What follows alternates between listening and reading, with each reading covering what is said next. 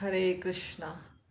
मात्रा स्पर्शास्तु कौन्तेय शीतोष्ण सुख दुःखदा आगाम अपाइनो अनित्य तांतितिक्षस्व भारत। अर्जुन बहुत ज़्यादा परेशान था, दुखी था और इसीलिए युद्ध भूमि में भगवान को वो अलग अलग प्रकार के तर्क दे रहा था कि मैं क्यों युद्ध नहीं करूँगा। तो जब भगवान को वो अपने शिष्य के रूप में सरेंडर करता है और भगवान को गुरु के रूप में स्वीकार करता है, तब भगवान उसे शिक्षा देने लगते हैं और सबसे प्रथम ये शिक्षा देते हैं कि तुम परमानेंट हो, तुम नित्य हो, मैं भी नित्य हूँ, सारे राजा भी नित्य हैं और ये भूतकाल में भी, भविष्य काल में भी और वर्तमान काल में भी, हर काल में ये थे और हैं और रहेंगे। जो तुम देख रहे हो वो शरीर है और वास्तव में तुम आत्मा हो। तो यही शिक्षा देने के दौरान भगवान ये श्लोक बोल रहे हैं, मात्रा स्पर्शास्तु कौन्तेय, हे कुंती पुत्र, शीतोष्ण सुख दुखदा, ये जो सुख और दुख और ठंड और गर्मी लगती है, ये इंद्रियों के कारण होता है, इंद्रिय बोध से उत्पन्न होती है। तो हमें भी ये बात को समझना पड़ेगा कि हम सुखी और दुखी क्यों होते हैं। तभी तो हम, जैसे भगवान ने अर्जुन को समझाया और अर्जुन का बाद में अंत में पूरा समाधान हो गया, उसके दुखों का, दुख तो रहते हैं पर उसको सहने की शक्ति आ गई अर्जुन में, वैसे हमें भी आ जाएगी। क्योंकि यहाँ भगवान कहते हैं कि जाड़ा गर्मी जैसे बारिश तीनों मौसम बदलते रहते हैं, वैसे ही हमारे जीवन में सुख और दुख आएंगे और जाएंगे। कालक्रम में ये अपने आप आएंगे और अपने आप जाएंगे। इसको अविचल भाव से सहना सीखो। तान तितिक्षस्व भारत, आगम अपाइनो अनित्य, ये कुछ भी परमानेंट नहीं है। ऐसा नहीं है कि दुख नहीं जाता है, सुख भी आता है तो वो भी परमानेंट नहीं है और दुख भी आता है तो वो भी चला जाएगा, वो भी परमानेंट नहीं है। ये दोनों मौसम की तरह बदलते हैं। जैसे कि अभी मौसम चल रहा है बारिश का, बाद में जाड़ा आएगा, उसके बाद जाड़ा भी नहीं रहेगा, फिर गर्मी आ जाएगी, फिर गर्मी भी नहीं रहेगी, फिर बारिश। तो हम क्या करते हैं, जाड़े के दिनों में हम ऊनी कपड़े पहनते हैं, ब्लैंकेट्स रखते हैं घर में, ओढ़ते हैं, या कोई आग जलाता है, रूम हीटर जलाता है। बारिश के दिनों में छतरी लेता है, रेनकोट पहनता है और गर्मी के दिनों में कूलर, एसी इत्यादि चलाता है। तो ये क्या करता है, क्योंकि उस मौसम को आप नहीं बदल सकते हैं।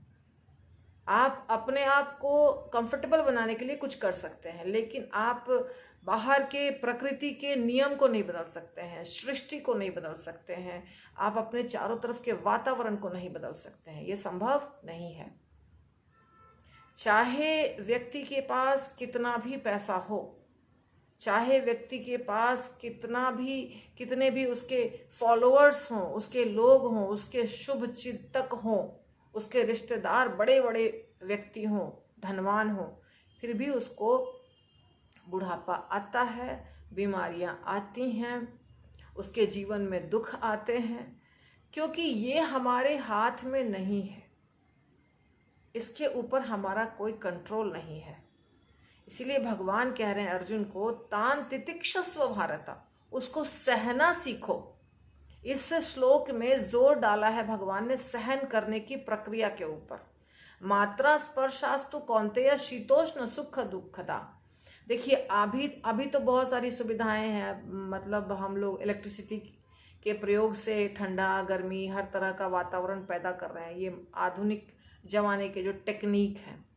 पहले के ज़माने में ऐसी बात नहीं थी। अगर गर्मी है तो गर्मी है, आप कुछ नहीं कर सकते हैं। फैन नहीं था, एसी नहीं था, कुछ नहीं कर सकते हैं। नेचुरली आपको जो हवा चली आती है, या आपका घर अगर मिट्टी का है तो वो ठंडा रहता है थोड़ा। आपके चारों तरफ यदि पेड़ हैं अच्छे तो आपका घर थोड़ा ठंडा रहेगा, लेकिन फिर भी गर्मी तो रहेगी। जाड़े के दिनों में ठंड भी रहेगी। जाड़े में तो आप कपड़ा वपड़ा से किसी तरह अपने आप को ढकते हैं। गर्मी में व्यक्ति बहुत बार स्नान करके अपने शरीर को ठंडा करता है। तो ये जो तीनों प्रकार के मौसम बदल रहे हैं, ये भगवान समझाने के लिए बता रहे हैं। ये तीनों प्रकार के जो मौसम बदल रहे हैं, उसी प्रकार जीवन में सुख और दुख भी आएंगे और वो भी बदलते रहेंगे। हमेशा कुछ नहीं रहेगा, ना दुख हमेशा रहेगा ना सुख हमेशा रहेगा अपने आप। तो क्या करें हम फिर उस समय दुख में? सुख तो सबको अच्छा लगता है, हर व्यक्ति चाहता है कि हमारे जीवन में हर समय सुख ही सुख हो, दुख आए ही नहीं। पर ऐसा नहीं होगा, दुख भी आएगा। जैसे सुख आएगा वैसे ही दुख भी आएगा। और जिस समय सुखी रहते हैं उस समय भी भगवान को याद करना चाहिए। एक बोलते हैं, एक कवि बोल के गए हैं, दुख में सुमिरन सब करे, सुख में करे न कोई। जो सुख में सुमिरन कहे करे, दुख काहे को होए। दुख में हर व्यक्ति भगवान को याद करता है और सुख में भूल जाता है। यदि दुख में भी भगवान को याद करे और सुख में भी भगवान को याद करे, हर अवस्था में भगवान को याद करे, तो दुख क्यों आएगा? ये उनका तात्पर्य है। तो भगवान कह रहे हैं कि सहन करने की आदत डालो, सहन करना सीखो। ये जो सहन करने की शक्ति है वो इस कलयुग के लोगों में बहुत कम हो गई है। सब में टॉलरेंस, तितिक्षवा, ये जो सहन करना है ये बहुत कम हो गया है। बिल्कुल बर्दाश्त नहीं होता। इसी के कारण झगड़े होते हैं, इसी के कारण सब कुछ होता है। ऐसा नहीं है, इससे बहुत ज़्यादा लोग दुखी थे पहले। अगर आप भौतिक सुख सुविधा की बात करेंगे तो पहले के ज़माने के लोगों के पास भौतिक सुख सुविधा बहुत कम मात्रा में थी। उन्हें चक्की में आटा पीसना पड़ता था, मतलब गेहूँ पीसना पड़ता था, खल और उखल में मसाला कूटना पड़ता था। बहुत पुरानी बात नहीं है, थोड़े साल पहले की बात है, 40-50 साल पहले की बात है। उन्हें चक्की चलाना पड़ता था, लकड़ी कोयला जलाना पड़ता था, तब कुकिंग होती थी। 4-4 घंटे लगते थे कुकिंग करने में। बहुत सारा धुआं होता था, घर गंदा होता था। उसके बाद खेतों में भी स्त्रियां काम करने जाती थीं। फिर सब तरह की कढ़ाई, सिलाई, बुनाई वो भी हाथ से करती थीं। कपड़े भी ज़्यादा कलरफुल नहीं थे, खादी के कपड़े हुआ करते थे। हाथ से चरखा चलाना, तकली चलाना, हाथ से धागा बनाना, और उसके बाद खादी के कपड़े होते थे। तो बहुत सिंपल लाइफ थी सबकी, इतना सुविधा नहीं थी। लेकिन फिर भी वो लोग इतने दुखी नहीं थे जितना आजकल के लोग दुखी हैं, क्योंकि आजकल के लोगों में सहन करने की शक्ति घटते जा रही है। धीरे धीरे धीरे धीरे घटते जा रही है सहन करने की शक्ति। और भगवान अर्जुन को कह रहे हैं कि ये सुख और दुख इंद्रिय बोध से होता है। कैसे होता है इंद्रिय बोध से? देखिए, हमारे पास 5 ज्ञानेंद्रियां हैं, 5 कर्मेंद्रियां हैं और एक मन है, 11 है। तो 5 ज्ञानेंद्रियां जो हैं, जैसे कि आँखों से हम देख सकते हैं, कान से हम सुन सकते हैं, जीवा से हम स्वाद चख सकते हैं, त्वचा से हम किसी को मुलायम है कि ठंडा है कि गर्म है कि कड़ा है ये पता चल जाता है हमको। तो नाक से हमको स्मेल पता चल जाता है, सूंघ सकते हैं। तो इनसे हमें पता चलता है किसी भी चीज़ के बारे में कि वो कैसा है। वो चीज़ जो पदार्थ है, वो विषय जो है, वो उसका रंग रूप हमें पता चल जाता है। तो इसी से हमें सुख और दुख भी पता चल जाता है। तो सुख और दुख जो है वो हम अनुभव करते हैं, और वो अनुभव इंद्रियों से मन को होता है। ऐसा नहीं है कि सिर्फ इंद्रियों को होता है, मन को होता है। जैसे कि कोई व्यक्ति, आपका पड़ोसी या रिश्तेदार या घर का आदमी, आपको कुछ वचन बोल दिया जो बहुत खराब है, वचन जो आपके लिए आपको अच्छा नहीं लग रहा है। तो वो वचन जब बोला उसने आपको कुछ भी, तो उसके द्वारा ना आपके नाक में दर्द हुआ, ना कान में दर्द हुआ, ना पेट में दर्द हुआ, शरीर को कुछ नहीं हुआ है। केवल आपके कान ने वो वचन सुने हैं। तो तकलीफ किसको हो रही है? मन को। मन को तकलीफ हो गई। और मन को जब तकलीफ होती है तो उसका असर शरीर के ऊपर भी होता है बाद में। जब मन में बार बार आप किसी चीज़ को याद करेंगे जो आपको तकलीफ दिया था, तो उससे आपका शरीर बीमार पड़ जाएगा।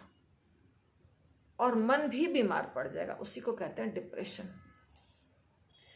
तो इस प्रकार व्यक्ति सोच सोच के बीमार पड़ जाता है, शारीरिक रूप से भी और मानसिक रूप से भी।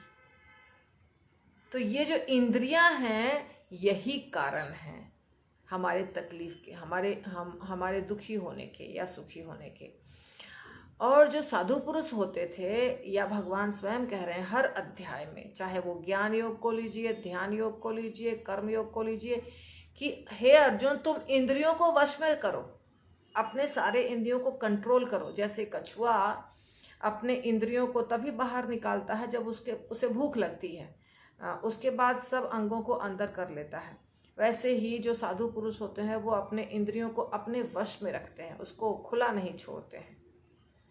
तो हमारी जो इंद्रियां हैं वो खुला है, उनको सप्लाई चाहिए बहुत सारी चीज़ों की, और जो सप्लाई में थोड़ी कमी होती है तो तकलीफ होने लग जाती है उसे, और वो तकलीफ इंद्रियों से मन को हो जाती है, और मन के चलते मन जब दुखी होता है तो फिर वापस शरीर भी बीमार पड़ जाता है। तो ये इसके चलते हम बहुत परेशान रहते हैं। यदि हमें ये ज्ञान हो, जैसे भगवान ने कहा कि ये बदल जाएगा, ये समय भी चला जाएगा, ये दुख वाला समय भी चला जाएगा और सुख वाला समय फिर वापस आएगा। सुख तो जाए ऐसा तो कोई चाहता नहीं है, दुख चला जाए, लेकिन दुख भी, जब सुख रहा था बहुत दिनों तक तो दुख भी रहेगा। जब सुखी थे आप तो आप नहीं चाह रहे थे ना कि ये सुख चला जाए, कुछ लंबे समय तक सुख था, अब दुख आया है, दुख के रहने का टाइम है, अब दुख रहेगा। जैसे कि जाड़ा 4 महीना रहता है, फिर गर्मी 4 महीना, फिर बारिश 4 महीना, वैसे ही सुख और दुख भी अपने समय तक पूरा रहेगा, बाद में जाएगा। तो ये चीज को सहन करना, कैसे सहन करेंगे? सहन करने की शक्ति सिर्फ भगवान के प्रति श्रद्धा और विश्वास से आती है। जब आप अपने आप को भगवान का दास मानेंगे, भगवान का सेवक मानेंगे और भगवान के ऊपर विश्वास करेंगे कि भगवान हमारा भला करेंगे, भगवान हमारे पिता हैं, रक्षक हैं, मालिक हैं, और भगवान की हमें आराधना पूजा करनी चाहिए, और हम सब भगवान के पुत्र हैं, हम भगवान के अंश हैं। जब हमको भगवान ने जन्म दिया था तो माता के पास दूध दिया था हमारे लिए, तो बाद में भगवान हमको अनाज क्यों नहीं देंगे? या बाद में हमारे बच्चे की या हमारा जो भी है घर, जो हमें ज़रूरत है उसकी रक्षा भगवान क्यों नहीं करेंगे? भगवान ने तो भगवत गीता में कहा है, अनन्यस चिंतयन्तो माम ये जनाः पर्युपासते तेषाम नित्य अभियुक्तानाम योगक्षेम वहाम्यम।